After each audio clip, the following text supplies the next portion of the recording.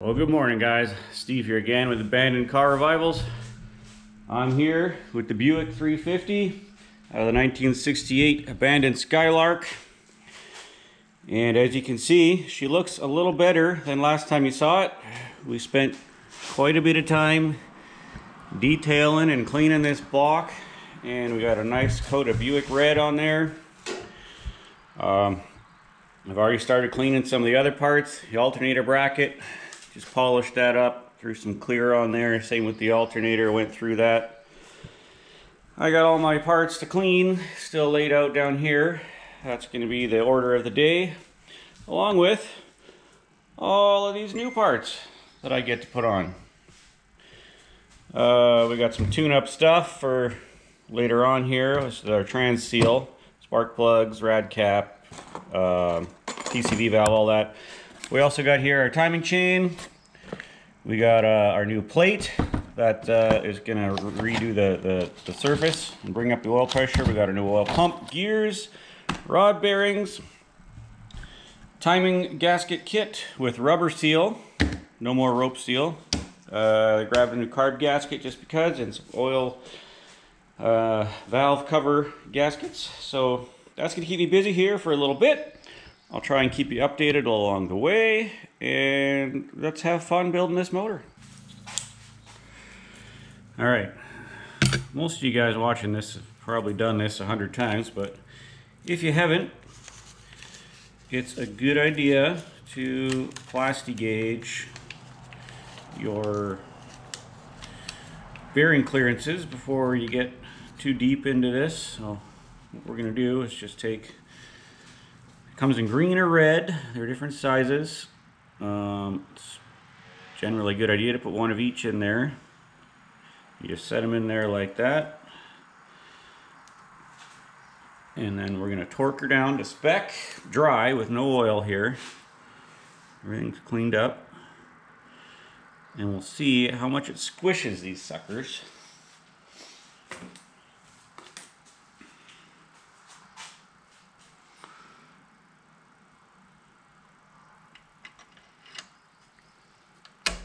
Go. And that'll tell us whether we're good to proceed or if I need to order different bearings, do some machine work, all that fun stuff. Yeah. There it is. Okay. So now without rotating the motor, we got to pull this back off. There. Now we can see how much it squished those, and we'll do the red first. Basically, you just line it up with the thickness here. I mean, to me, it looks like that white gap there, which says 0.076. And then on the green one, we'll double check the same thing. It looks probably closest to that, which is 0.002, or if one of these is metric and one is standard. Yeah, this is the metric one. I don't know. Anyway, I'm just going to Google what the spec is supposed to be, but I think we're looking pretty good there. So it turns out we're bang on with our spec, which is perfect. So I'm just using a little Lucas Oil assembly lube here. I got some on the crank and the lower cap already. Just get a little on there, spread her out. And one thing you'll notice here, I saw another guy on YouTube doing this. There's no alignments on these bearing caps, so these will actually move back and forth a little bit. And they can rub against each other and rob horsepower. So what you want to do is going to get her down there and get these finger tight. And then we're going to put a feeler gauge on either side of this as we torque it down. Of course, I only have one set of feeler gauges, but we're going to roll with what we got. Yep, that's probably about good. So I got a 005 and a 004 in here.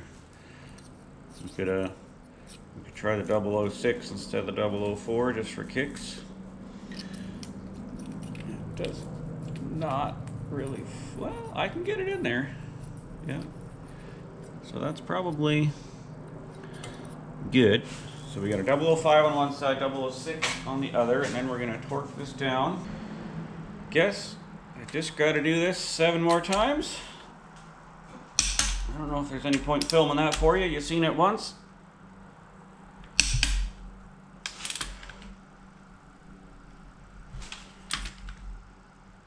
I'm not getting too tight here. Okay, that's tight. And I did slap the timing chain on here off camera, and she fits just perfect on there. The other one was all floppy and loosey-goosey, so that's going to make a big difference right there in performance. And I guess, yeah, I'm going to whip these all in here, and then we'll bring you back in for front cover cleaning and oil pump install and all that goodness. Well, we got them all in there. Just wanted to give you guys a close-up look at all these rod bearings before I check them. I probably could have run these and been fine, but you know, just in case, since we were in there, and some of them had some decent scoring in them, so that's all done. Next step, we're going to do a quick snap clean of this timing cover, and we'll get that back on the car.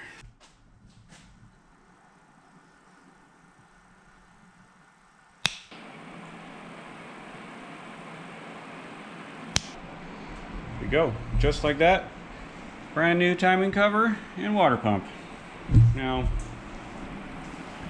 just over here, tidying up the mating surface on the engine. Guess the next thing we're going to do is throw in this new rubber seal. No more that rope stuff. And yeah, I haven't dug out this timing cover gasket yet, but I'll do that now, I guess, make sure that fits. And yeah, I think we got our surface all cleaned up and ready to go, so we'll slap that on. And then I'm gonna put the oil pump in after the timing cover is on there, so I can rotate the motor the right way, so I can pre-fill the oil pump and filter and everything without it spilling everywhere. That is my plan, since it's on the stand, and I can do that. Okay, it's gasket time. I got the engine side of the gasket here. Just the right stuff, RTV around the water ports, and just a little wheel bearing grease. The film on the rest of it just helps it stay in place. And yeah, I'm going to do the same thing on the actual timing cover. It's just something I like to do. You guys can tell me I'm wrong, or say, hey, that's a great idea, or you know, let me know how you do it. Maybe there's a better way. I happen to like this way, and I don't get very many, if any, leaks. Here we go. Make sure all our oil galleys are clear. We're lined up. And we'll do the same thing, a little RTV on here, a little oil around there, or grease around the rest of it. We'll slap her on there and we're good to go. All right, just like that.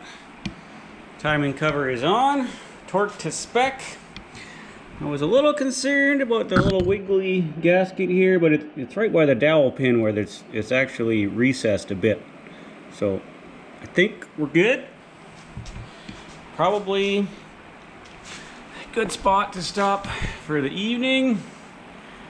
I'll pick back up on this probably tomorrow.